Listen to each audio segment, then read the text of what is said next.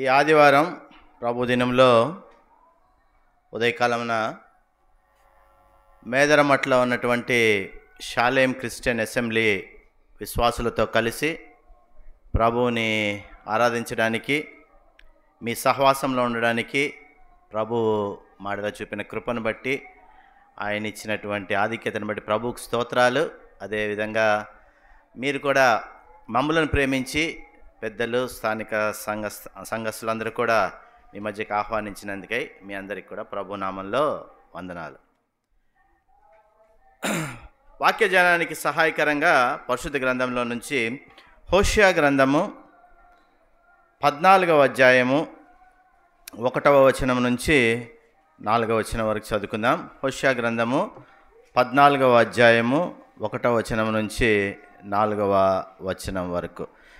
ఇశ్రాయేలు, నీ పాపము చేత నీవు కూలితివి గనుక నీ దేవుడైన యెహోవా తట్టుకు తిరుగుము. మాటలు సిద్ధపరచుకొని యెహోవా యొద్దకు తిరుగుడి. మీరు ఆయనతో చెప్పవలసినది ఏమనగా, మా పాపములన్నిటినీ పరిహరింపము. ఎడ్లకు బదులుగా నీకు మా పెదవులు అర్పించుచున్నాము. నీవు అంగీకరింపదగినవి అవే మాకున్నవి. అష్షూరీయుల చేత రక్షణ ఘోరము. మేమికను గుర్రములను ఎక్కము. మీరే మాకు దేవుడని మేమిక మీదట మా చేతి పనితో చెప్పము. తండ్రి లేని వారి ఎడల వాత్సల్యం చూపువాడువు నీవే కదా. వారు విశ్వాసఘాతకులు కాకుండా నేను వారిని గుణపరచుదును. వారి మీదనున్న నా కోపము చల్లారెను. మనస్ఫూర్తిగా వారిని స్నేహితును. దేవుడు ఈ వాక్యాన్ని మనందరి కొరకు దీవించి మనతో మాట్లాడలాగున ఆల్రెడీ ప్రార్థన చేయబడింది కాబట్టి మళ్ళీ ప్రభు సహాయము అడగన అవసరం లేదు. వాక్య ధ్యానంలో ముందుకెళ్దాం. హోషేయ గ్రంథము 14వ అధ్యాయాన్ని అంతా కూడా చూసినట్లయితే ప్రాముఖ్యంగా రాయబడినటువంటి మా విషయాలు రెండు. ఒకటొచ్చి పశ్చాత్తాపం గురించి రాయబడింది. పశ్చాత్తాపం అంటే ఏంటి, ఎలా పశ్చాత్తాపం పొందుకోవాలా, అరే మీకు తెలీదు, మీకు నేను నేర్పిస్తాను అన్నట్లుగా ప్రవక్త ద్వారా దేవుడు చాలా స్పష్టంగా అక్కడ మాట్లాడుతున్నాడు. ఆ 1వ వచనంలో 2వ వచనంలో ఆ మాటల్ని మనం చూస్తాం. దాని తర్వాత 2వ అంశం 14వ అధ్యాయంలో రాయబడింది ఏంటంటే, పాపములకు పశ్చాత్తాపం పొందినటువంటి వాళ్ళు దేవుని దగ్గర నుంచి పొందుకునే ఆశీర్వాదాల గురించి రాయబడింది. ఆ వచనాలు నేను చదవలేదు, మనకి ధ్యానించడానికి అంత సమయము ఉండకపోవచ్చు. బాగా గమనించండి, ఈ రెండు ప్రాముఖ్యమైన విషయాలు అక్కడ ఉన్నాయి. ఎందుకు అంటే దే ఆర్ లింక్డ్. నువ్వు దేవుని దగ్గర పాపములు నీ పాపములను క్షమించమని అడగకపోయింటే, నువ్వు ప్రభు దగ్గరికే రాకపోతే ప్రభు నిన్ను ఆశీర్వదించాలని కోరుకోవడంలో దెర్ ఇస్ నో మీనింగ్. అవునా? కాబట్టి ఖచ్చితంగా ఫస్ట్ పాపములను మనం పరిహరించుకోవాలని ప్రభు చెప్తూ ఉన్నాడు. హోషేయ ప్రవక్త ద్వారా దేవుడు మాట్లాడుతూ ఉన్నాడు. సరే, వాక్యజానంలోనికి ముందుకెళ్తే ప్రాముఖ్యంగా ఈ మాటలన్నీ ఎవరి కొరకు రాయబడినాయంటే ఇశ్రాయేలు జనాంగం కొరకు రాయబడినటువంటి మాటలు. ఇశ్రాయేల్ జనాంగం పరిస్థితి ఆ రోజు ఎలాగుందంటే, వాళ్ళు జీవము గల దేవుణ్ణి విడిచిపెట్టి జీవము లేని దేవతలను పూజిస్తున్నటువంటి పరిస్థితి. ఇశ్రాయేలు ఎవరు? దేవుడు ఏర్పాటు చేసుకున్నటువంటి జనాంగం, ప్రత్యేకమైనటువంటి ఆ జనాంగం. అటువంటి జనాంగం ఆయన ఏర్పాటు చేసుకుంటే మరి ఆయననే విడిచిపెట్టారు. ఎంత బాధాకరమైనటువంటి ఆ విషయం. పోనీ ఇంకెక్కడికైనా మంచి స్థలానికి వెళ్ళారంటే, లోకంలో ఇంకో మంచి స్థలము లేదు. అందుకే ఆ జీవము లేనటువంటి ఆ విగ్రహాలను పూజించడానికి వాళ్ళు వెళ్ళారు. అయితే ఒక మాట మనం జ్ఞాపకం చేసుకోవాలి ఇక్కడ. ఆ జీవము గలైన దేవుడు, ఆ మహోన్నతుడైనటువంటి దేవుడు, ఆ సృష్టికర్త ఎవరైతే ఇశ్రాయేలుని తన సొంత జనాంగంగా ఏర్పాటు చేసుకున్నాడో, ఆయన మాత్రం తన జనాంగాన్ని విడిచిపెట్టలేదు. ఆయన జనాంగాన్ని ప్రేమించాడు, ఆ జనాంగాన్ని పోషించాడు, ఆ జనాంగాన్ని సంరక్షించాడు. కానీ ఆ జనాంగం చేసినటువంటి తప్పును బట్టి వాళ్ళని శిక్షించాడు, కానీ వాళ్ళని విడిచిపెట్టలేదు. ఎంత ప్రేమ ఉందో దాంట్లో ఒక్కసారి ఊహించుకోండి. దేవుని పిల్లల విషయంలో కూడా అదే జరుగుతుంది. ప్రభు అయినటువంటి యేసుక్రీస్తు సిలువలో కార్చిన రక్తంతో నా పాపములు నేను కడుక్కున్నాను అని చెప్పుకుంటూ, నేను దేవునికి కుమారుడు కుమార్తెగా అని చెప్పుకుంటూ, ఆ దేవునికి అయిష్టమైన జీవితము ఒకవేళ నేను జీవిస్తూ ఉంటే ఆ ప్రభువు నిన్ను నన్ను కూడా శిక్షిస్తాడు. అయితే నిన్ను నన్ను ప్రేమించాడు కాబట్టి నిన్ను నన్ను విడిచిపెట్టాడు. ఆయన రక్తం కార్చి కొన్నాడు, విలువ పెట్టి కొన్నాడు, విడిచిపెట్టడానికి కాదు. ఇశ్రాయేల్ జనాంగం విషయంలో కూడా అదే జరిగింది. ఈరోజు వాళ్ళ విషయంలో దేవుడు ఏం చేశాడో చూస్తూ ఉంటుండగా, ధ్యానిస్తూ ఉంటుండగా మన జీవితాలకి దాంట్లో ఉన్న పాఠమేంటో జాగ్రత్తగా విందాం. బాగా గమనించాలి. హోషేయ గ్రంథంలో అని అంటానే దేవుడు హోషేయ ద్వారా మరి అక్కడ ఇశ్రాయేల్ జనాంగంతో మాట్లాడుతూ ఉన్నాడు. పాత నిబంధన గ్రంథం అంతట్లో కూడా మనం చూసినట్లయితే ప్రవక్తల ద్వారా దేవుడు మాట్లాడుతూ ఉన్నాడు. ప్రవక్తల ద్వారా ప్రాముఖ్యంగా తన జనాంగంతో మాట్లాడినటువంటి మాటలు ఏంటంటే, అరే మీరు తప్పు చేస్తూ ఉన్నారు కాబట్టి మీకు శిక్ష ఉంది అని చెప్పాడు. అయితే ఒక మాట ప్రతిసారి ప్రవక్తల ద్వారా మాట్లాడుతున్నది ఏంటంటే, మిమ్మల్ని శిక్షిస్తున్నాను, అంతేకాదు మీ కొరకు నేను ఇచ్చిన వాగ్దానాలను కూడా నేను నెరవేర్చే దేవుడిని అని చెప్తున్నాడు. రెండు కలిపే చెప్తున్నాడు. ఎప్పుడు శిక్షించి మిమ్మల్ని వదిలేస్తానని ఎప్పుడు చెప్పినటువంటి దేవుడు కాదు. అందుకే ఆయన దయగల దేవుడని మనము జ్ఞాపకము చేసుకుంటున్నాం. అయితే ప్రవక్తలు మాట్లాడినటువంటి మాటలు, లేకపోతే ప్రవక్తల ద్వారా దేవుడు మాట్లాడినటువంటి మాటలు, యెషయా, యెర్మీయా, యెహెజ్కేలు ఇవన్నీ చూస్తూ ఉంటే అవి ఒక్కొక్కరి ద్వారా ఒక్కొక్క రకంగా మాట్లాడుతూ ఉంటాడు. వాటి గురించి మనం చూడలేం. కానీ హోషేయ ద్వారా ఎలా మాట్లాడాడో మాత్రం క్లుప్తంగా జ్ఞాపకం చేసుకుందాం. హోషేయ ద్వారా ఎలా మాట్లాడాడు అంటే, హోషేయ జీవితము ద్వారా మాట్లాడాడు. హోషేయ గురించి మీలో తెలిసిన వారికి జ్ఞాపకం ఉండొచ్చు. ఆయన ఏ వయసులో ఉన్నటువంటి ప్రవక్త? ఒక యవ్వన వయసులో ఉన్నటువంటి ప్రవక్త, ఒక యవ్వనస్తుడు, ఇంకా వివాహము కాలేదు. అందుకే హోషేయతో ఏం చెప్తున్నాడు అంటే, హోషేయ గ్రంథం 1వ అధ్యాయం 2వ వచనం, లాస్ట్ 3వ లైన్ చదువుతున్నా. దేవుడు ఏం చెప్తున్నాడంటే, నీవు పోయి వ్యభిచారము చేయు స్త్రీని పెండ్లాడమంటా ఉన్నాడు. ఇక్కడ ఉండే పురుషులకి ఎవరికైనా పోయి చెప్తే, నీవు పోయి వ్యభిచారం చేయి స్త్రీని పెండ్లాడమంటే పెండ్లాడతారా? పెళ్ళాడరు. ఏదో ఒక సాకు చెప్తారు, నాకు పెళ్ళే వద్దులే దేవా అంటారు. అంతేనా? అంటారా లేదా? లేదా చేసుకుంటారా? వద్దు దేవా అంటారు. అయితే హోషేయ ఏం చేశాడంటే 3వ వచనంలో, అతడు పోయి దిబ్లై కుమార్తె అయిన గోమెరును పెళ్లి చేసుకున్నాడు. అంటే ఒకటే మాట ఇక్కడ, హోషేయ దేవుని మాటకు విధేయత చూపించినటువంటి వ్యక్తిగా మనము చూస్తూ ఉన్నాం. దేవుని మాటకు విధేయత చూపించినటువంటి వాడు కాబట్టి, దేవునికి విధేయుడు కాబట్టి దేవుడు అంత గొప్పగా ఆ హోషేయని వాడుకున్నాడు. ప్రియులారా, ఒక మాట మనం జ్ఞాపకం చేసుకొని ముందుకెళ్దాం. పిల్లలైతే లేకపోతే ఆ దేవుణ్ణి నేను పూజిస్తున్నాను, ఆరాధిస్తున్నాను అని చెప్పుకుంటా ఉంటే ఆ దేవుని మాటలకు, ఆయన ఆజ్ఞలకు, ఆయన కట్టడలకు విధేయత చూపించే వారంగా ఉండాలని ప్రభువు హెచ్చరిస్తూ ఉన్నాడు. హోషేయ దేవుని మాటకు విధేయత చూపించాడు.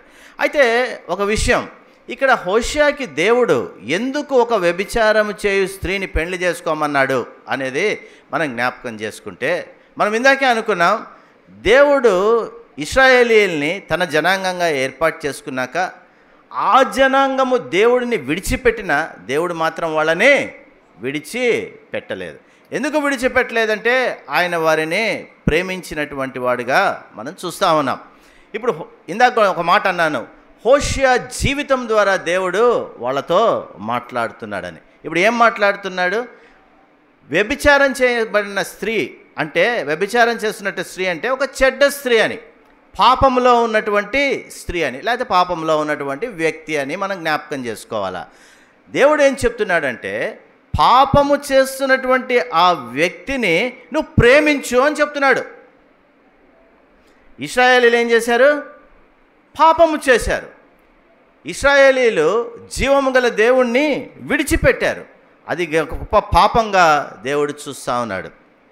అయితే నేను వారిని శిక్షించినా కూడా వారిని విడిచిపెట్టను, వారిని ప్రేమిస్తాను అని చెప్తున్నాడు. సో నీ జీవితము ద్వారా ఆ ప్రజలకి అది చూపించు అంటున్నాడు.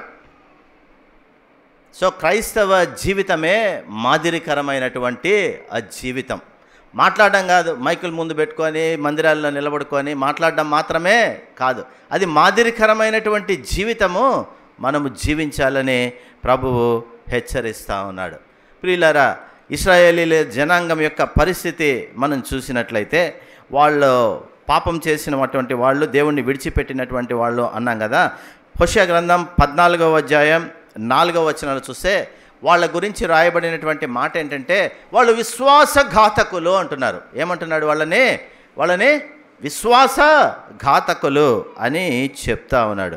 వాళ్ళు నమ్మక ద్రోహులు అని చెప్తా ఉన్నాడు. ప్రేమైనటువంటి వాళ్ళరా, లోకంలో మానవులందరూ కూడా అదే స్థితిలో ఉన్నారు. దేవుని ఎరిగినటువంటి బిడ్డలు, ప్రభు అయినటువంటి యేసు కృపను బట్టి రక్షింపబడ్డామని చెప్తున్నటువంటి బిడ్డలు కూడా ఇదే పరిస్థితే ఉన్నది. విశ్వాసఘాతకులుగానే చాలాసార్లు మనం ఉంటాం, నమ్మక ద్రోహులుగానే మనము ఉంటా ఉంటాం. అయితే బాగా గమనించండి, మన ప్రభువు మాత్రము నమ్మకమైనటువంటి వాడుగా ఉన్నాడు.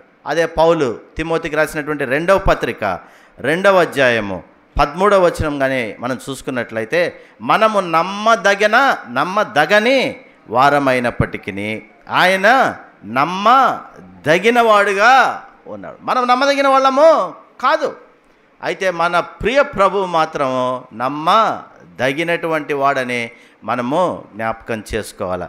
ఎంత గొప్ప మాట ఈ ఉదయకాలంన ప్రభు మన ముందు ఉంచాడు. అందుకే ఇశ్రాయేలీలు ఆ దేవుణ్ణి విడిచిపెడితే ఆయన నమ్మదగినటువంటి వాడని ఆయన వాళ్ళకి హోషేయ జీవితం ద్వారా చూపిస్తూ ఉన్నాడు. పరిశుద్ధ గ్రంథంలో మనం చూసినట్లయితే మానవులందరినీ పరిస్థితిని ఒక్కసారి మనం జ్ఞాపకం చేసుకున్నట్లయితే, ప్రసంగి గ్రంథం 7వ అధ్యాయం 29వ వచనంలో చూస్తే, మానవులందరినీ ఆయన యథార్థవంతులుగా ఉండాలని ఆయన ఈ లోకంలో నేల మట్టి నుంచి నరుని చేసినట్టుగా మనం చూస్తూ ఉన్నాం. ప్రసంగి గ్రంథం 7వ అధ్యాయం 29వ వచనం చూస్తే, దేవుడు మానవులను యథార్థవంతులుగా పుట్టించాడు.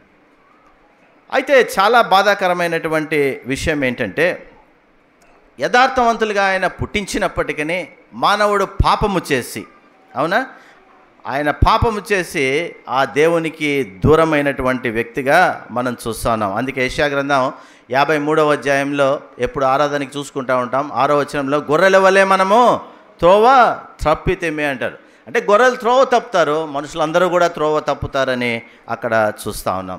సరే, పోనీ లోకంలో ఎవరైనా త్రోవ తప్పని వాళ్ళు ఉన్నారా? నేను అందరినీ యథార్థవంతులుగా పుట్టించాను కదా, త్రోవ తప్పని వాళ్ళు ఎవరైనా ఉన్నారా అంటే, కీర్తనకారుడు అంటాడు 14వ కీర్తన 3వ వచనం, దేవుడు ఆకాశము నుండి నరులను పరిశీలించినప్పుడు, ఎక్కడి నుంచి? దేవుడు ఆకాశము నుండి నరులను పరిశీలించినప్పుడు వారందరూ దారి తొలగి బొత్తిగా చెడి ఉన్నారట. అంటే అందరూ, ఒక్కళ్ళు కూడా లేరు. అందుకే రోమీయులకు రాసిన పత్రికలో అంటాడు, అందరూ పాపము చేసి దేవుడు అనుగ్రహించు మహిమను పొందలేకున్నారు. అటువంటి వారిని దేవుడు ప్రేమించి, అవునా, అటువంటి వారు నిత్య నాశనం అయిపోకూడదని, అదే స్థితిలో వారు ఆ మానవులు మరణించినట్లయితే, ఆ మనుషులు మరణించినట్లయితే నరకములో, అగ్నిగుండములో వారి జీవితకాలం గడపాలని, అంటే ఎటర్నిటీ, నిత్యము గడపాలని తన ప్రియకుమారుడి చేయి విడిచి ఆ ప్రియకుమారుడిని మన కొరకు ఈ లోకానికి పంపించాడు. ఆరాధనలో ఉదయకాలమున అదే జ్ఞాపకం చేసుకొని, ఆ తండ్రిని జ్ఞాపకం చేసుకున్నాం, ఆ కుమారుణ్ణి జ్ఞాపకం చేసుకున్నాం, ఆయన ఇచ్చినటువంటి రక్షణను జ్ఞాపకం చేసుకున్నాం, ఆయన మార్చినటువంటి మన స్థితిని మనం జ్ఞాపకం చేసుకున్నాం. ముందుకెళ్ళక ముందు ఒక మాట జ్ఞాపకం చేసుకుందాం. ఒక మాట మీకు గుర్తు చేస్తున్నా, ఇంకా ప్రియ ప్రభువుని ఎవరైనా రక్షకుడుగా అంగీకరించకుండా ఉంటే, లేకపోతే నన్ను యథార్థవంతుడిగా పుట్టించాడు కదా, నేను చాలా యథార్థవంతుడిని, నేను చాలా నీతిమంతుడిని అని అనుకుంటా ఉంటే, 14వ కీర్తన 3వ వచనం జ్ఞాపకం చదువుకోండి ఒకసారి, మరొకసారి. నరులను పరీక్షించినప్పుడు ఒకరు లేరంట, ఒకరు లేరు. కాబట్టి ప్రతి ఒక్క మానవుడు ఆ ప్రభు దగ్గరికి రావాల్సిందే, ఆ ప్రభు దగ్గర క్షమాపణ పొందుకోవాల్సిందే. అయితే చాలాసార్లు మనం అనుకుంటా ఉంటాం, హోషేయ గ్రంథము 5వ అధ్యాయము 4వ వచనంలో రాయబడినట్టుగా, హోషేయ గ్రంథము 5వ అధ్యాయము 4వ వచనంలో ఏమనుందంటే, ఇశ్రాయేలు గురించే చెప్తూ, తమ క్రియల చేత అభ్యంతరపరచబడిన వారై తమ దేవుని యొద్దకు తిరిగి రాలేకపోదురు. చాలాసార్లు తప్పులు చేసినప్పుడు దేవుని దగ్గరికి రావడానికి కష్టంగా ఉంటుంది. మందిరానికి రాని వాళ్ళని ఈరోజు అడగండి, ఏమి రాలేదంటే ఏదో చెప్తారు, మాకు ఆ పని ఉంది, ఈ పని ఉందని. వాళ్ళు ఏదో తప్పు చేసి ఉంటారు, అది చెప్పుకోలేరు అనమాట. సో బాగా గమనించండి, తమ క్రియల చేత క్రియలు వారికి అభ్యంతరకరంగా ఉన్నాయి. ఎక్కడికి, దేనికి అభ్యంతరకరంగా ఉన్నాయి? దేవుని సన్నిధానానికి రావడానికి, దేవుని సహవాసంలోనికి రావడానికి అవి అభ్యంతరకరంగా ఉన్నాయి. అయితే వచ్చిన వాళ్ళకి ఒక మాట మనం జ్ఞాపకం చేసుకోవాలా. చాలాసార్లు మనం అనుకుంటాం, ఈరోజు ఇక్కడ ఉన్నాం కదా అంటే నేను దేవుని సహవాసంలోనే ఉన్నాను కదా, దేవుని సన్నిధానంలోనే ఉన్నాను కదా అని అనుకుంటా ఉంటాం. కానీ నిజంగా ఉన్నామా లేదా అని పరీక్షించుకోవాలా. ఎందుకంటున్నానంటే, మందిరంలో కూర్చుంటే దేవుని సన్నిధానానికి వచ్చినట్లు కాదు. బైబిల్ చేతిలో పట్టుకొని ఉంటే దేవుని సహవాసంలో ఉన్నట్లు కాదు. ఏదో నోరిప్పి ప్రార్థన చేస్తే దేవుని సహవాసంలో ఉన్నట్టు కాదు అనే మాటను మనము జ్ఞాపకము చేసుకోవాలి. ఎందుకంటే దేవుని వాక్యం ఏం సెలవిస్తుందంటే, హృదయము దేవుని వాక్యముతో నిండి ఉండాలి అంటాడు. వాక్యము చేతిలో పట్టుకోవడం కాదు, బైబిల్ చేతిలో పట్టుకోవడం కాదు, కానీ వాక్యముతో మన హృదయాలని నింపుకొని ఉండాలి. బట్ నేను అన్న మాటలు మీకు చాలామందికి నచ్చకపోవచ్చు. అందుకే యెషయా గ్రంథము 29వ అధ్యాయము 13వ వచనము చూద్దాం. యెషయా గ్రంథం 29వ అధ్యాయము 13వ వచనం ఏమని రాస్తున్నాడు? ప్రభువు ఇలాగూ సెలవిచ్చినాడు. ఎవరు సెలవిస్తున్నారు? ఇప్పుడు నేను చెప్పాను ఇంతకుముందు, ఇప్పుడు ఎవరు చెప్తున్నారు? ప్రభువు సెలవిస్తున్నాడు. ఏమని? ఈ ప్రజలు నోటి మాటతో నా యొద్దకు వచ్చుచున్నారు, పెదవులతో నన్ను గణపరచుదురు, కానీ తమ హృదయమును వారు దూరము చేసుకొని ఉన్నారు. ఇప్పుడైనా నా మాటను మీరు అంగీకరిస్తారు, అంతేనా? మనం ప్రభు సన్నిధానంలో ఉన్నామంటే, అది మందిరంలో కూర్చున్నామంటే ప్రభు సన్నిధానంలో ఉన్నామని కాదు.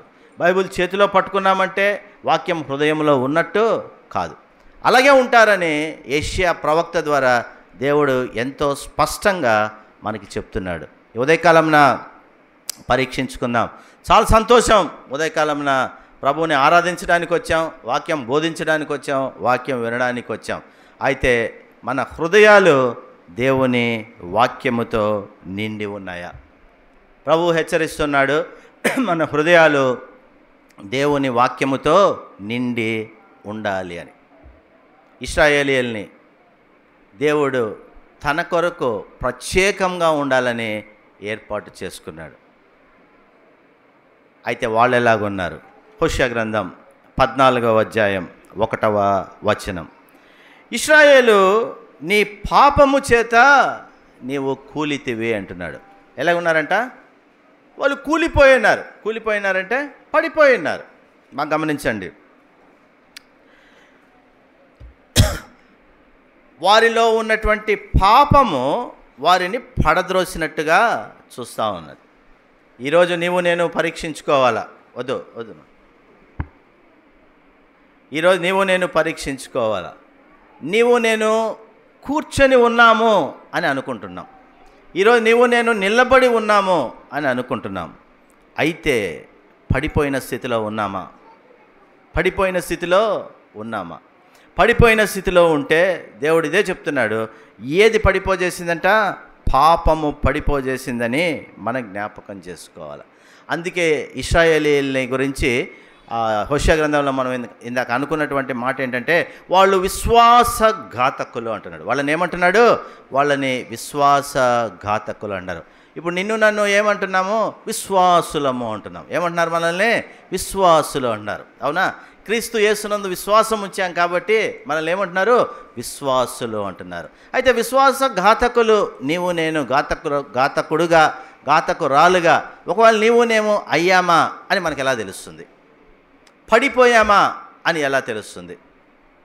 తెలుసుకోవాలని ఆశ ఉండాలి మొదటిగా. అయితే ఒక చిన్న ఉదాహరణ చెప్తా. It's illustration. మీ ప్రాంతంలో తుఫాన్లు చాలా వస్తూ ఉంటాయి కదా రెగ్యులర్గానే. తుఫాను వచ్చినప్పుడు గాలి బాగా వస్తుంది. గాలి వచ్చినప్పుడు ఆ తుఫానికి పెద్ద పెద్ద చెట్లు కూడా పడిపోతూ ఉంటాయి. పడిపోతాయి లేదా? పెద్ద పెద్ద చెట్లు కూడా పడిపోతూ ఉంటాయి. ఒక ప్రశ్న, తుఫాన్ వచ్చినప్పుడు ఆ గాలికి అన్ని చెట్లు పడిపోతాయా? పడిపోతాయా? చెప్పండి. పడిపోవు కదా, కొన్ని చెట్లే పడిపోతాయి. సో అందరం ఏమనుకుంటాం? తుఫాన్కి ఆ వచ్చినటువంటి ఆ గాలి ఇంటెన్సిటీ వలన చెట్లు పడిపోయినాయి అనుకుంటారు. వాస్తవం చెప్తాను. పడిపోయిన చెట్లను కానీ గమనించినట్లయితే ఆ చెట్టు ఇరిగిన స్థలంలో ఆ ట్రంక్ దగ్గర చూస్తే అది ఆల్రెడీ ఆ ట్రంక్ బలహీనమైపోయి ఉంటుంది. దేనివలన బలహీనమైపోయి ఉంటుందంటే చెట్లు దేనికి ఏమొస్తాయి? చెదులు పట్టి ఉంటాయి. అక్కడ చెదులు పట్టి ఉంటాయి. ఆ చెదులు పట్టినాయి కాబట్టి అక్కడే ఇరిగిపోయినాయి అన్నమాట. విశ్వాస జీవితంలో కూడా అదే జరుగుతుంది. ఒకేసారి పడిపోరు. చెదులు పడతా ఉంటాయి. పాపం మీద పాపము చేస్తూ ఉంటారు. ఒకరోజు పడిపోతారు. అందుకే హోషేయ గ్రంథం 14వ అధ్యాయంలో ఇశ్రాయేలీయులు ఏమంటున్నారు? నువ్వు పాపము చేత కూలితివి అంటున్నాడు. అందుకే వాళ్ళని ఏమంటున్నాడు? విశ్వాసఘాతకులు అంటున్నాడు. ఈరోజు నీవు నేను ఏ స్థితిలో ఉన్నామో ఒక్కసారి పరీక్షించుకోవాలా. ఎక్కడైనా మన జీవితంలో చెదులు పట్టాయా? తెలీదు, ఇరిగిపోయినప్పుడు తెలుస్తుంది. కానీ ఇరక్క ముందే తెలిస్తే దాన్ని బాగు చేసుకోవచ్చు. ఆ ఇశ్రాయేలీయులకి ఎలా బాగు చేసుకోవాలో తెలియదు, బాగు చేసుకోవాలని ఆశ కూడా లేదు. అందుకే హోషేయ ద్వారా, తన జీవితం ద్వారా ఇశ్రాయేలీయులతో దేవుడు మాట్లాడుతూ ఉన్నాడు. మాట్లాడుతూ కూడా నువ్వు ఎలా బాగు చేసుకోవాలో కూడా వాళ్ళకి నేర్పిస్తున్నాడు. మూడు ముఖ్యమైనటువంటి మాటలు 14వ అధ్యాయం 1వ వచనంలో చూస్తున్నాం. సరే, నీకు చెదులు పట్టింది, నువ్వు విశ్వాసఘాతకుడయ్యావు, నువ్వు పడిపోతున్నావు, నువ్వు ఇరిగిపోతున్నావు, ఏం చేయాలి? మొదటిగా ఎవరి దగ్గరికి రావాలి అని చెప్తున్నాడు. మొదటిగా ఏం చెప్తున్నాడు? నువ్వు ఎవరి దగ్గరికి వస్తే నువ్వు బాగవుతావు అని చెప్తున్నాడు. రెండవదిగా ఏం చెప్తున్నాడంటే, నువ్వు వాళ్ళ దగ్గరికి వచ్చినప్పుడు, ఎవరి దగ్గరికి రావాలో వాళ్ళ దగ్గరికి వచ్చినప్పుడు ఎలా మాట్లాడాలో అని ఆ మాటల్ని నేర్పిస్తూ ఉన్నాడు. మూడవదిగా ఏం చెప్తున్నాడు అంటే, ఆయన దగ్గరికి వచ్చినప్పుడు నువ్వు ఏమి చేయాలో కూడా చెప్తూ ఉన్నాడు. అదే మాటల్ని మనకున్న సమయంలో మనం ధ్యానించుకుందాం. మొదటిగా ఏం చెప్తున్నాడు? ఎవరి దగ్గరికి వెళ్ళాలి అని చెప్తున్నాడు. నీ పాపముల చేత నువ్వు కూలితివి గనుక నీ దేవుడైన యెహోవా తట్టుకు తిరుగుము అన్నాడు. సో ఎవరి దగ్గరికి వెళ్ళాలి? ఎవరి దగ్గరికి వెళ్ళాలండి? దేవుని దగ్గరికి వెళ్ళాలి. ఇశ్రాయేల్ దేవుడు యెహోవా దేవుడు. ఇశ్రాయేల్ దేవుడు జీవము గల దేవుడు. ఇశ్రాయేల్ దేవుడు సర్వశక్తిమంతుడైనటువంటి దేవుడు. ఇశ్రాయేలీయులకి తెలుసు ఆ విషయం. వాళ్ళ జీవితాల్లో వాళ్ళ దేవుడు ఎన్ని గొప్ప కార్యాలు చేశాడో వాళ్ళు విన్నారు, కొంతమంది చూశారు, అప్పుడు బతుకున్నటువంటి వాళ్ళు కూడా. అవునా? వాళ్ళు బానిసత్వంలో ఉన్నప్పుడు దేవుడు వారి బానిసత్వంలో ఉండకూడదని ఆ బానిసత్వం నుంచి ఆశ్చర్యకరమైన రీతిలో వాళ్ళని విడిపించాడు. మర్చిపోయారు. మనం కూడా అంతే కదా. దేవుడు ఎన్నో మేళ్ళు చేస్తాడు, దేవుడు ఎన్నో మేళ్ళు చేస్తూ ఉంటాడు, మర్చిపోతూ ఉంటాం. ఇశ్రాయేలీయులు మర్చిపోయారు. అందుకని మళ్ళీ చెప్తున్నాడు, నీవు నీ దేవుడైన యెహోవా తట్టుకు తిరుగుము అని చెప్తా ఉన్నాడు. ఈరోజు నీవు నేను కూడా యెహోవా తట్టుకు తిరగాలి అని ఆ దేవుడు హెచ్చరిస్తూ ఉన్నాడు. ఇందాక కూడా ఉదయకాలంలో ఆరాధనలో కూడా జ్ఞాపకం చేశారు. ఎఫెసీయులకు రాసిన పత్రిక 2వ అధ్యాయము 1వ వచనంలో రాయబడినటువంటి మాట, మానవులందరూ కూడా అపరాధముల చేతను పాపముల చేతను చచ్చిన స్థితిలో ఉన్నారు. నువ్వు చచ్చిన స్థితిలో ఉన్నావు కాబట్టే నిన్ను నువ్వు బతికించుకోవాలంటే నిన్ను ఎవరు బతికిస్తారో వాళ్ళ దగ్గరికి రావాలి. లేదు నేను చచ్చిన స్థితిలో ఉంటాను అని ఈరోజు ఇక్కడ ఉండే వాళ్ళందరూ చెప్తే, లేదా నేనే చెప్తే ఇట్స్ అప్ టు యూ. అంతేనా కదా? ఉంటాను అంటే ఉండమంటాం. నేను రైలు కింద పోయి నేను తల పెడతానంటే పెట్టుకో అంట, పెట్టద్దు అని చెప్తాము. అంతేనా కదా? అలాగే చచ్చిన స్థితిలో ఉన్నామని ముందుగా మనం గ్రహించాలి. ఆ చచ్చిన స్థితి నుంచి బయటికి రావాలి, బతకాలి అని మనము జ్ఞాపకము చేసుకోవాలి. ఇంకో మాట కూడా జ్ఞాపకం చేసుకోవాలి.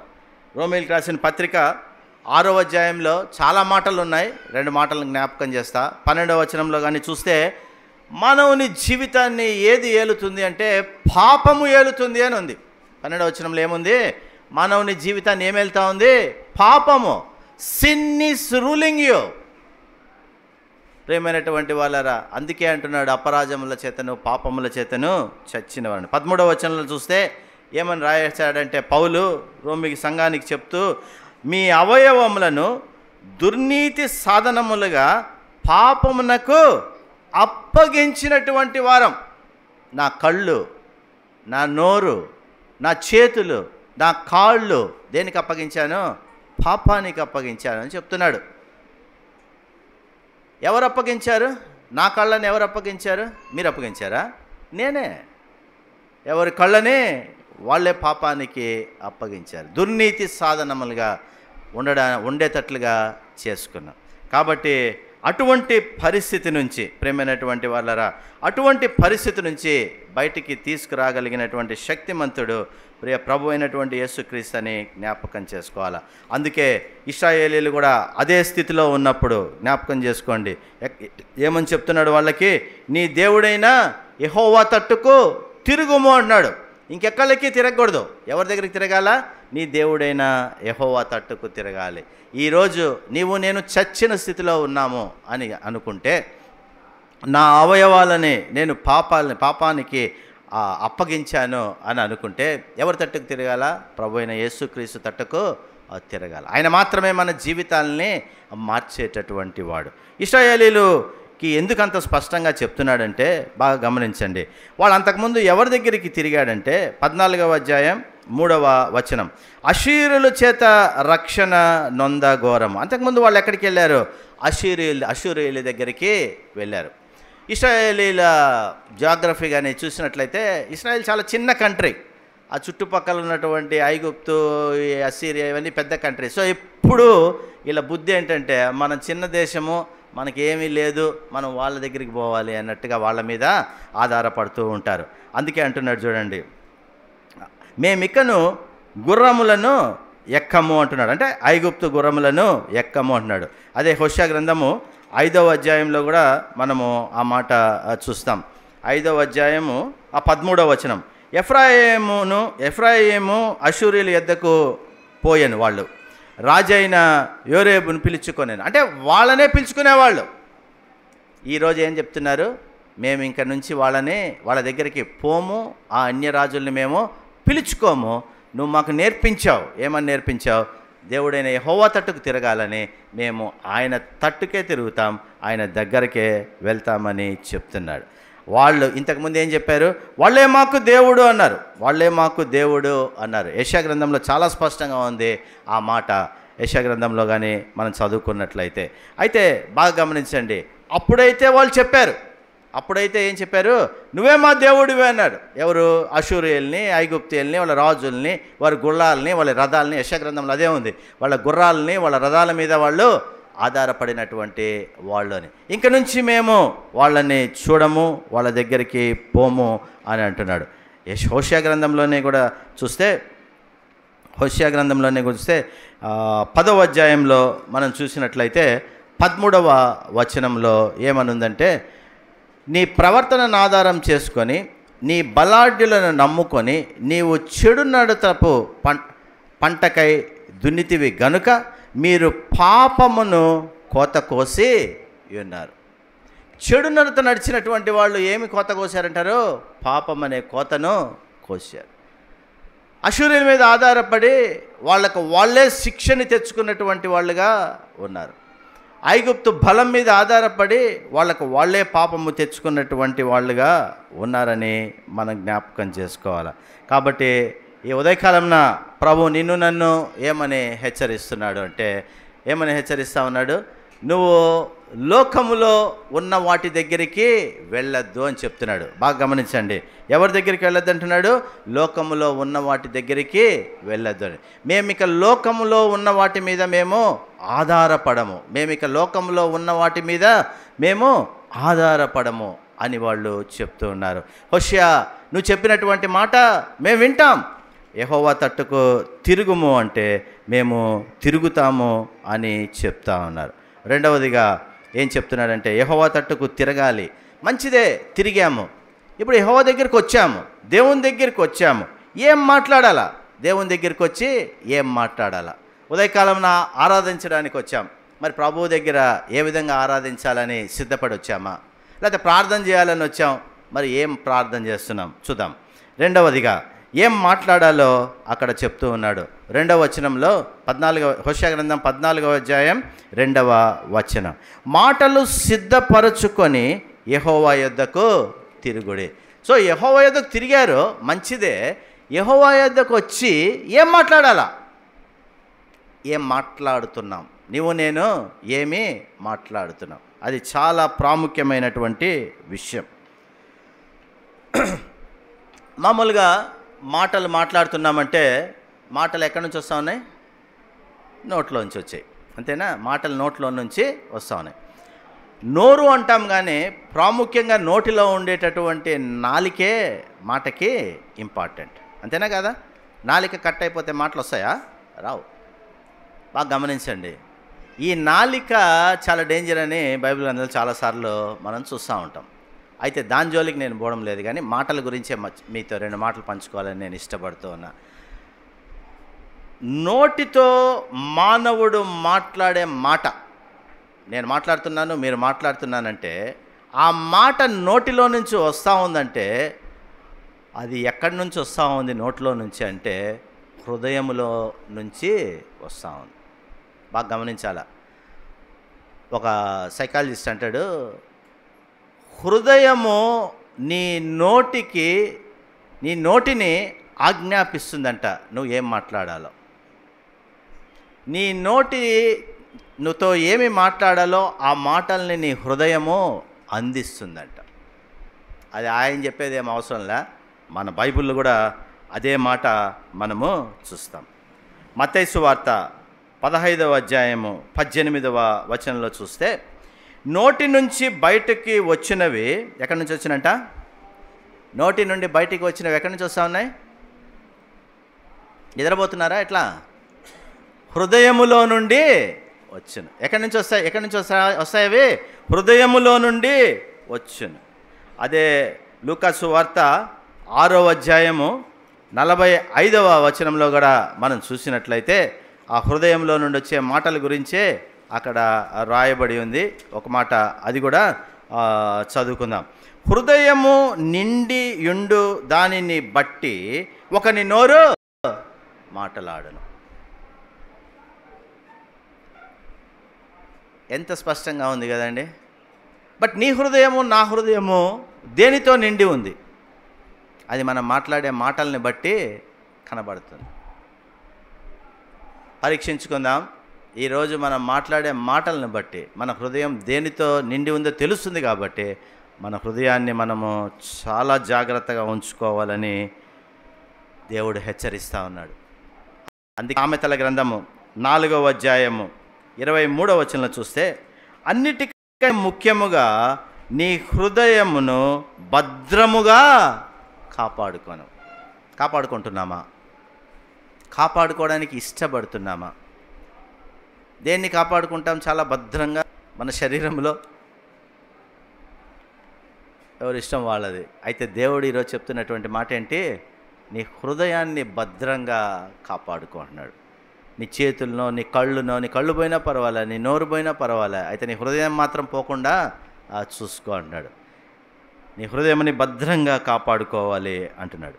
అందుకే అదే సామెతల గ్రంథంలో 23వ అధ్యాయం 26వ వచనంలో కానీ చూస్తే ప్రభు అక్కడ పలుకుతున్నటువంటి మాట జ్ఞాని ద్వారా, నీ హృదయము నాకిమ్ము అంటున్నాడు. ఏమడుగుతున్నాడు? నీ కళ్ళు నాకు ఇమ్మని అడగల, నీ చేతులు నాకు ఇమ్మని అడగల, నీ డబ్బులు నాకు ఇమ్మని అడగల, నీ ఆస్తి నాకు ఇమ్మని అడగల, నీ కార్లు నాకు ఇమ్మని అడగల, నీ చదువు నాకు ఇమ్మని అడగడంలా. ఏమడుగుతున్నాడు? నీ హృదయము నాకు ఇమ్ము అంటున్నాడు. ఉదయకాలమున ఎటువంటి హృదయాన్ని ప్రభువుకి ఇవ్వడానికి నువ్వు ఇష్టపడుతూ ఉన్నావు? అసలు నీ హృదయము, నా హృదయము ప్రభువుకి ఇవ్వడానికి మనము ఇష్టపడుతున్నాము. ఎందుకు మనం హృదయం దగ్గరికి వచ్చాము? హృదయము దేనితో నిండి ఉండునో దాన్ని బట్టే నోట్లో నుంచి మాటలు వస్తాయి. ప్రభు దగ్గరికి వెళ్ళి ఏం మాట్లాడాలో కూడా తెలియనటువంటి పరిస్థితి చాలాసార్లు. ప్రార్థనలు చేసేవాళ్ళు వినండి, ప్రభా స్టూడెంట్స్ అయితే మాకు ఎగ్జామ్స్ ఉన్నాయి, పాస్ చేయి, అడగద్దని చెప్తున్నా. పెళ్లి కాని వాళ్ళు అయితే మాకు పెళ్లి కాలే, ఉద్యోగం లేని వాళ్ళు ఉద్యోగం కాలే, అన్నీ ఇవే ఒక లిస్టు. అంతేగాని ప్రభువా నా హృదయాన్ని బాగు చేయని అడిగామా? అడిగింటే ఎన్నిసార్లు అడిగాం? అడగడానికి ఇష్టపడుతున్నావా? అసలు నీ హృదయము నా హృదయం బాగలేదని మనం తెలుసుకున్నామా? అందుకే కీర్తనకారుడు అంటాడు 51వ కీర్తన 10వ వచనంలో, నా యందు శుద్ధ హృదయము కలుగజేయము. ఏమడుగుతున్నాడు? నా యందు శుద్ధ హృదయము కలుగజేయం. ఈరోజు నీవు నేను కూడా అదే అడగాలని దేవుడు హెచ్చరిస్తూ ఉన్నాడు. నా యందు శుద్ధ హృదయము కలుగజేయమని. చాలాసార్లు మాకు బైబిల్ జ్ఞానం చాలా ఉంది, బైబిల్లో ఉండేటటువంటి అన్ని మాటల్ని కూడా మేము పలుకుతాము అని అనుకుంటూ ఉంటారు. రకరకాలైనటువంటి మాటలు మాట్లాడడానికి కూడా ఇష్టపడుతూ ఉంటారు. చాలా ఫ్రీక్వెంట్గా ప్రార్థనా సమయంలో చూస్తూ ఉంటాం. లూకాసు వార్త 18వ అధ్యాయంలో కానీ మనం చూస్తే 9వ వచనం నుంచి అక్కడ ఒక సుంకరి, ఒక పరిసయ్యుడు ప్రార్థన చేస్తూ ఉన్నారు. అవునా? ప్రార్థన చేయడానికి వచ్చారు. ఇద్దరు మనుషులు ఎక్కడికి వెళ్ళారు? దేవాలయంలోనికి వెళ్ళారు, ప్రార్థన చేస్తూ ఉన్నారు. పరిసయ్యుడు చేస్తూ ఉన్నాడు. పరిసయ్యుడు దేవునితో చెప్తా ఉన్నాడు, దేవా 12వ వచనంలో అక్కడ లేని మాటలు కూడా కొన్ని చదువుతా ఉన్నాను నేను, వినండి. ఏమని చెప్తున్నాడు? నేను వారానికి 2 మార్లు ఉపవాసం చేస్తా ఉన్నా. అది దేవునికి చెప్పాలనా? దేవునికి చెప్పాలనా? నేను ఉపవాసం చేస్తున్నానని దేవునికి చెప్పాలనా? దేవునికి తెలీదా? ఒకవేళ నువ్వు చేస్తూ ఉంటే. ఇంకా ఏమంటున్నాడు? నా సంపాదన అంతట్లో 10వ వంతు చెల్లించుచున్నాను. అది దేవుడికి చెప్పాలనా? నువ్వెంత వేసావో నీకు తెలియదు, పక్కన వాళ్ళకి తెలియకపోవచ్చు. అంతేనా? చందా ఒకటే కాదు, మొత్తం జీవితంలో ప్రభువుకి నువ్వెంత సమర్పించావో నీకు తెలియకపోయినా, పక్కన వాళ్ళకి తెలియకపోయినా ప్రభువుకి మాత్రం తెలుసు. అది ప్రభువుకి చెప్పాలనా? అలా చేస్తున్నారు ప్రార్థన. అటువంటి ప్రార్థన నీకు నాకు ఉందా? ప్రభు అటువంటి ప్రార్థన ఇష్టపడేవాడు కాదు. అక్కడ సుంకరు ఉన్నాడు, ఆయన దూరంగా నిలుచుకున్నాడు. ఒకే మాట అంటున్నాడు 13వ వచనం లాస్ట్లో, దేవా పాపినైన నన్ను కరుణించుము అన్నాడు. ఏమంటున్నాడు? పాపినైన నన్ను అటువంటి మాటలు నీవు నేను సిద్ధపరచుకోవాలని ప్రభు కోరుకుంటున్నాడు.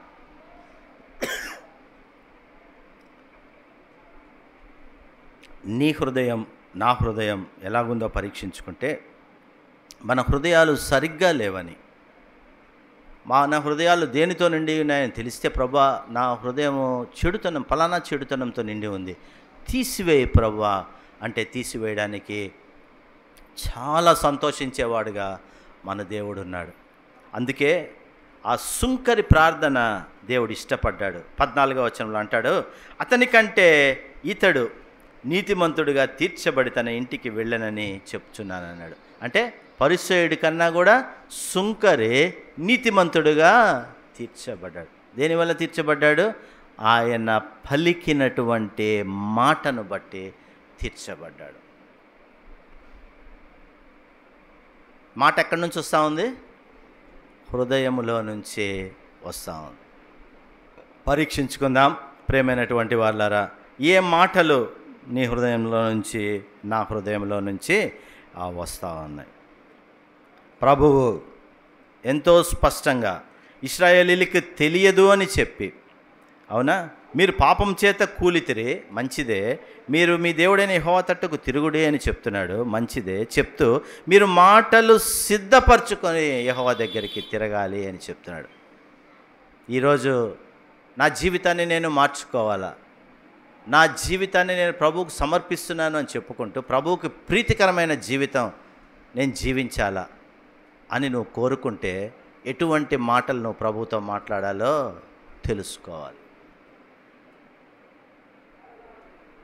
మూడవదిగా ఇశ్రాయేలీయులకు చెప్తున్నటువంటి మాట ఏంటి అంటే, ఫస్ట్ దేవుని తట్టు తిరగాలంటున్నాడు, మాటలు సిద్ధపరచుకోవాలన్నాడు. మూడవది ఏమంటున్నాడు, మీరు ఆయనతో చెప్పవలసినది ఏమనిగా మా పాపములన్నిటినీ పరిహరింపు. ఏమంటున్నాడు? పలానా వాళ్ళ పాపాలు ఫిలిప్ నిలబడుకొని ఉన్నాడు, ఫిలిప్ పాపాలన్నీ పరిహరింపమని చెప్పడంలా, నా పాపములను పరిహరింపము అని చెప్తున్నాడు. పాపములను పరిహరించుకోవడమే చాలా ప్రాముఖ్యమైనటువంటి విషయం. విశ్వాస జీవితంలో విశ్వాసి కొనసాగుతూ ఉండగా ఇశ్రాయేలీలు దేవుడు ఏర్పాటు చేసుకున్నటువంటి జనాంగము, మరి ఆ దేవుడు ప్రవక్తల ద్వారా నడిపిస్తూ ఉంటుండగా న్యాయాధిపతులను పెట్టి మంచి రాజుల్ని పెట్టి వారికి అవసరం కొద్దీ సమయానుకూలంగా వారిని నడిపిస్తూ ఉంటే వాళ్ళు సరిగ్గా లేరు, వీళ్ళు సరిగ్గా లేనటువంటి పరిస్థితి. అందుకే ఈ కాంటెంపరీ లోకం గురించి మనం అనుకుంటే లోకం చాలా ఆకర్షణీయంగా ఉంటుంది. వాక్యం ఆకర్షణీయంగా ఉండదు, మందిరం ఆకర్షణీయంగా ఉండదు. అందుకే మందిరంలో తక్కువ మంది ఉంటారు, సినిమా హాల్లో ఎక్కువ మంది ఉంటారు. మందిరంలో కన్నా సినిమా హాల్లోనా ఇంటర్నెట్ సెంటర్లో ఇంకా ఎక్కువ మంది ఉంటారు. ప్రియులారా, అడగాల ప్రభుని ఈరోజు నీవు నేను, ప్రభువా నా పాపములను పరిహరింపము.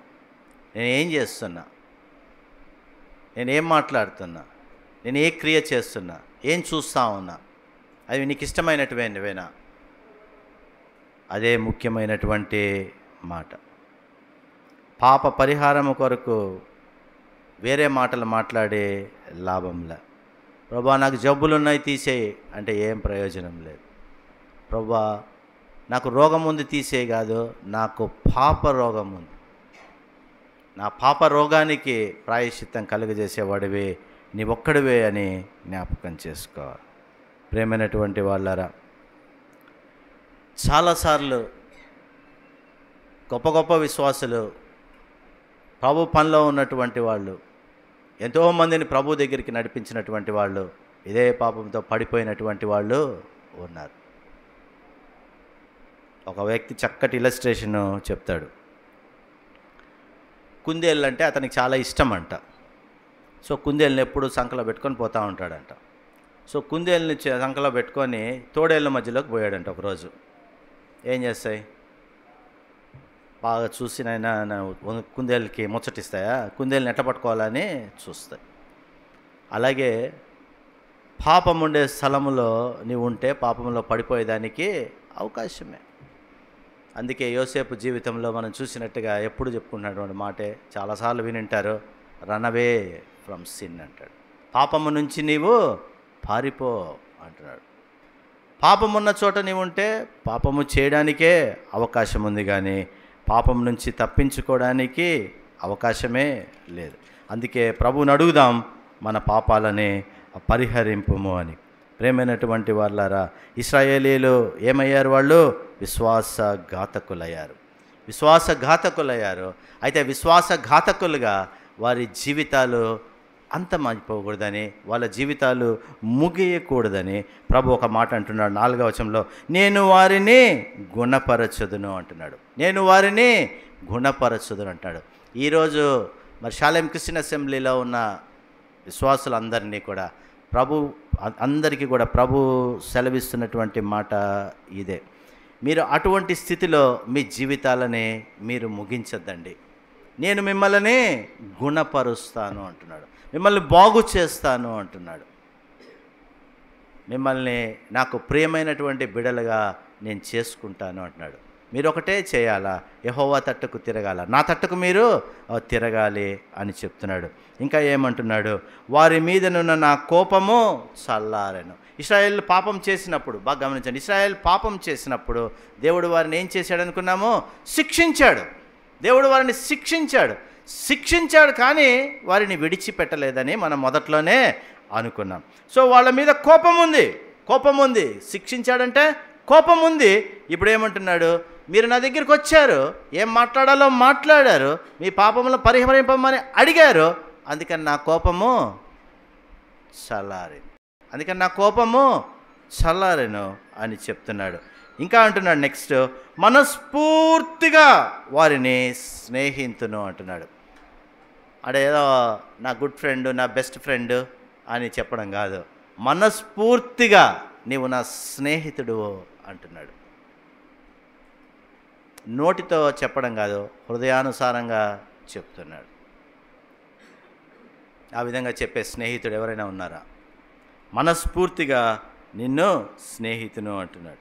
కాబట్టి ఆ ప్రభు దగ్గరికి వెళ్తే ప్రేమైనటువంటి వాళ్ళారా, ఆ ప్రభువు చేసేటటువంటి జీవితంలో చేసేటటువంటి మార్పు, ఆయన కుమ్మరించేటటువంటి ఆశీర్వాదాలు చాలా గొప్పవని మన జ్ఞాపకం చేసుకోవాలి. ఒక మాట నేను చెప్పి ముగిస్తాను, బాగా గమనించండి. ఎన్నో మాటలు మనం విన్నాం, అవునా? చాలా మాటలు వినాలనే ఆశ కలిగి కూడా ఉంటాం. అయితే ఎప్పుడు అన్ని మాటలు అన్ని సమయాల్లో వినడానికి మనకి సమయము ఉండదు. కాబట్టి 14వ అధ్యాయం 9వ వచనం అంటే ఆఖరి వచనం ప్లస్ హోషేయ గ్రంథములో కూడా ఆఖరి వచనం. అక్కడ ఏమంటున్నాడంటే దేవుడు హోషేయ ద్వారా, జ్ఞానులు ఈ సంగతులు వివేచింతురు, బుద్ధిమంతులు వాటిని గ్రహింతురు. అంతేనా? ఇప్పుడు విన్న మాట బాగా వినండి, విన్న మాటలు ఎవరు గ్రహిస్తారు? ఏమని ఉందండి అక్కడ? నేను నా మాట కాదు, అక్కడ ఏమని ఉంది? బుద్ధిమంతులు. అంతేనా? జ్ఞానులు ఏం చేస్తారు? ఆ సంగతులను గురించి ఆలోచిస్తారు. అరే ఏంటి దేవుడు ఈరోజు నాతో ఏం మాట్లాడాడు, లేదా గుళ్ళోంచి అడుగు పెడతానే ఏమైందో తెలియదంట. మా దగ్గర కూడా ఉన్నారు. ఒకసారి అయిపోయినాక వాళ్ళ ఇంట్లో పోతే ఎవరు వాక్యం చెప్పారంటే ఇట్లా చూస్తున్నాడంట. ఏమంటే అంత అయిపోయినాక వచ్చాడు, గుడి అయిపోయింది కాబట్టి ఎవరు వాక్యం చెప్పారో కూడా తెలియదు. కాబట్టి ఈ కాలంలో అయితే కొంచెం తెలివి ఎక్కువ ఉంటుంది, ముందే దీన్ని చూసుకొని పోతారు ఎవరు వాక్యం చెప్పారు. కాబట్టి వాళ్ళు అడిగితే ఇక్కడికి రాకపోయినా కూడా రికార్డింగ్ చూసుకొని చెప్పేయచ్చు. టెక్నాలజీ నష్టము చేస్తుంది, మేలు చేస్తుంది. ప్రియులారా, దేవుని మాటలు విన్నాం, నేను విన్నా, మీరు విన్నారు. జ్ఞానులు ఈ సంగతులు వివేచింతురు అన్నాడు. నిజంగా నీవు నేను జ్ఞానవంతులమా? బుద్ధిమంతులు వాటిని గ్రహింతురు అంటున్నాడు. నీవు నేను బుద్ధి కలిగినటువంటి వాటమా అంటున్నాడు. ఇంకా అంటున్నాడు, నీతిమంతులు దానిని అనుసరించి నడుచుకొందురు. ఆయన మాటలు వినడం ఒకటే కాదు, ఆయన మాటల ప్రకారం మనము నడుచుకోవాలి. ఎవరు నడుచుకుంటారమ్మా? నీతిమంతులు. నిజంగా నీతిమంతులు ఎవరు లేరు, నీతిమంతులు ఈ లోకంలో ఎవరు లేరు. అందుకే నిన్ను నన్ను నీతిమంతుడిగా చేయడానికి ఆ నీతిమంతుడే మన కొరకు ఈ లోకానికి వచ్చాడు. బాగా గమనించండి, నీతిమంతులు దానిని అనుసరించి నడుచుకొందురు. అయితే కొంతమంది ఉంటారంట, తిరుగుబాటు చేయు వారి దారికి అది అడ్డం. ఈ మాటలు తిరుగుబాటు చేసేవారికి అడ్డం. దేవుని మాటలు వినాలనే ఆశ ఉండే వాళ్ళకే అవి ప్రయోజనకరం, కానీ దేవుని మాటలు వినకూడదనే వారికి దేవుని మాటలు అది ప్రయోజనకరము కాదు. అందుకే అది వారికి అడ్డము గనుక వారు తొట్టిల్లుదురు అంటున్నాడు. వారు తొట్టిల్లుదురు.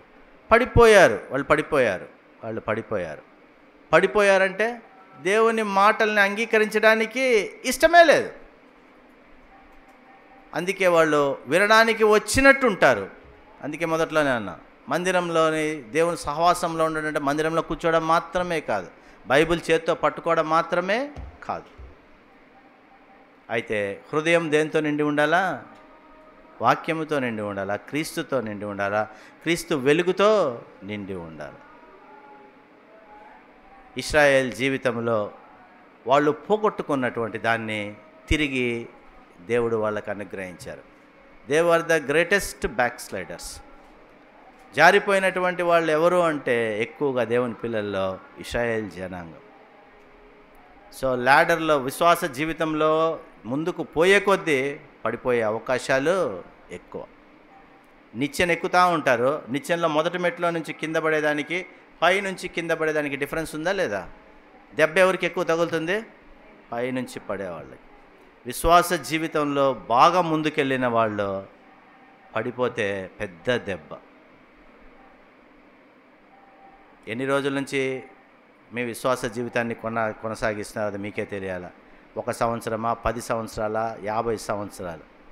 అయితే ప్రభువుకి ఇంపైన సువాసనగా నీవు నేను ఉండాలని కోరుకుంటున్నాడు. ఎందుకంటే తన స్వరక్తం ఇచ్చి నిన్ను నన్ను కొన్నాడు. నిన్ను విడిచిపెట్టాలని ఆయన ఇష్టపడడం లేదు. ఇశ్రాయేల్ని ప్రేమించాడు. ఇశ్రాయేల్ మీద కోపం ఉన్నింది, కోపము చల్లారింది అంటున్నాడు. ఇశ్రాయేల్ని నేను స్నేహించాను అంటున్నాడు. ఈరోజు కూడా నీకు నాకు అదే చెప్తున్నాడు. మరి మాటలు విన్నాం. మరి ప్రభు దగ్గరికి వెళ్ళి, ప్రభువా నా హృదయాన్ని నీకు ఇస్తున్నా, నా హృదయాన్ని శుద్ధి చేయని అడగడానికి ఇష్టపడుతూ ఉన్నావా? పరీక్షించుకుందాం. చిన్న మాట ప్రార్థన చేసుకుందాం. ఒక మాట పరీక్షించుకోండి. ప్రభు పలికినటువంటి మాటలు, అవునా, మనం విన్నాం. మరి వాటి ప్రకారం నడుచుకుంటున్నామా, విడిచిపెడుతున్నామా? అసలు ఆ మాటలు మనకి చాలా అడ్డంగా ఉన్నాయా? అడ్డంగా ఉంటే తొట్టిల్లుతారని వాక్యంలో మనం ఇప్పుడే చూసుకున్నాం. చక్కటి మార్గంలో నడిస్తే ప్రభు నీకు నాకు స్నేహితుడిగా ఉంటాడని, సరే చక్కటి ఆశీర్వాదాలు నీ మీద నా మీద కుమ్మరిస్తాడని మనం జ్ఞాపకం చేసుకుందాం. ప్రేమ కలిగినటువంటి మా ప్రియ ప్రభా, ఉదయకాలంన మా కొరకు నీవు ఇచ్చినటువంటి పాఠ్యభాగాన్ని బట్టి నీకు వందనాలు, స్తోత్రాలు చెల్లించుకొంచున్నాం. హోషేయ ద్వారా ఆ రోజు ఇశ్రాయేలీలతో మాట్లాడావు. ఈరోజు హోషేయ ప్రవక్త రాసినటువంటి మాటల ద్వారా ప్రభా మేదరమెట్లో సంఘంలో నువ్వు మాట్లాడావు. మేమందరం విన్నాం ప్రభా. వాటిని ఆచరణలో పెట్టడానికి సహాయం చేయమని వేడుకొంచున్నాం. నిజంగా మాకు ఎవరి తట్టు తిరగాలో తెలియదు. తెలిసినా కూడా చాలా చోట్ల మేము తిరగడం లేదు. అష్షూరీయుల తట్టు, ఐగుప్తీయుల తట్టు, వాళ్ళ గుర్రాల తట్లు, వాళ్ళ రథాల తట్లు, వాటి మీద ఆధారపడినటువంటి వాళ్ళం. ఇక నుంచి వాటి మీద మేము ఆధారపడము అని నీతో ఈ ఉదయకాలంలో మేము చెప్తున్నాం ప్రభా. ఏం మాట్లాడాలో నేర్పించావు, పాపములను పరిహరించుకోవాలన్నావు. కాబట్టి మా పాపములను మేము పరిహరించుకోవడానికి సహాయం చేయి. చేరి వచ్చిన ప్రతి ఒక్క బిడ్డను పేరు పేరున నువ్వు జ్ఞాపకం చేసుకో. ప్రతి విశ్వాసిని నువ్వు జ్ఞాపకం చేసుకో. వాళ్ళ జీవితాలని నూతనపరచమని ప్రభా, వాళ్ళ జీవితాలని, మా జీవితాలని మేము సరిచేసుకొని ఇక్కడి నుంచి వెళ్ళడానికి సహాయం చేయమని వేడుకొంచాను. మా హృదయాలు ఏ విధంగా ఉన్నాయో ఎరిగినటువంటి దేవుడివి. అయితే మా హృదయాల్ని శుద్ధపరిచేవాడివి కూడా నీవే. కాబట్టి ఉదయకాలం అడుగుతున్నాం, హృదయంలో ఏ రోగం ఉందో దాన్ని తీసివేయమని ప్రార్థన చేస్తున్నాం. అయితే నువ్వు సిలువలో చేసినటువంటి కార్యం మీద ఇంకా ఎవరైనా విశ్వాసము ఉంచకుండా ఉంటే, అపరాధముల చేతను పాపముల చేతను చచ్చిన వారమని ప్రభా, నీవిచ్చే రక్షణ ఇంకా పొందుకోకుండా ఉంటే, అది గ్రహించలేని స్థితిలో ఉంటే ప్రభా, వారి గురించి కూడా ప్రార్థన చేస్తున్నాం. వారి హృదయాలను కూడా ఈ ఉదయకాలంన నీకు సమర్పించడానికి సహాయం చేయం. ప్రభు అయినటువంటి యేసుక్రీస్తు ఇచ్చే పాప క్షమాపణ పొందుకొని ఈ ఉదయకాలంలో ఇక్కడి నుంచి వెళ్ళడానికి నీవే కృప చూపమని ప్రార్థన చేస్తున్నా. మరొకసారి మాకు కూడా ఉదయ బిడ్డలతో ఇచ్చిన సహవాసాన్ని బట్టి స్తుతిస్తూ నీ వాక్యాన్ని మా అందరి హృదయాల్లో ఫలింపజేసి నీవే మహిమ పొందమని యేసుక్రీస్తు పరిశుద్ధ నామమున ప్రార్థించి అడిగి వేడుకొంచున్నాం తండ్రి. ఆమేన్.